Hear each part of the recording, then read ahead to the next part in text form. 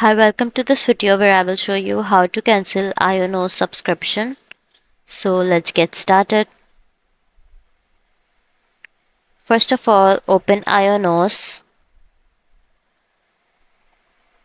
and then click on the login button.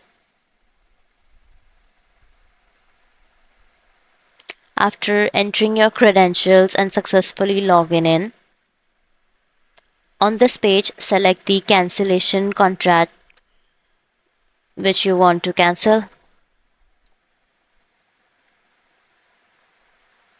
And now cancel the entire contract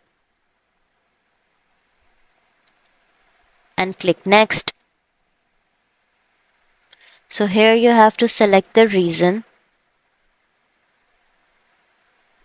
and again click next. Now again click next and now select mark cancellation now. So that's how you will cancel Ionos subscription. That's all for this video. If you find this video helpful, please like and subscribe to our channel, and thank you for watching.